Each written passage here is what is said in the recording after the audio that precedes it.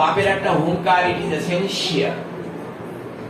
সন্তানদের জন্য বাপের একটা হুঙ্কার এসেনশিয়াল, বিকজ ছেলেদের ভোকাল কর্ডের টেস্টটা বেশি, যদিও তাদের ফ্রিকোয়েন্সি কম, কিন্তু পরের সাউন্ডটা অত্যন্ত, যে আমি কিন্তু সহ্য করব না।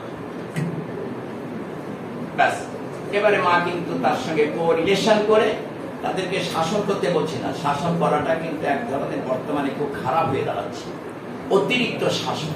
ডোন্ট মাইন্ড, আপনারা প্লিজ মনে করবেন না, আমার ধারণায় আমি বলছি অতিরিক্ত টেক কেয়ার, অতিরিক্ত শাসন, এটা কিন্তু অনেক সময় তাদের মনের উপরে এমন একটা বিরূপ প্রক্রিয়া করে, ওরা স্বাভাবিক হতে পারে না।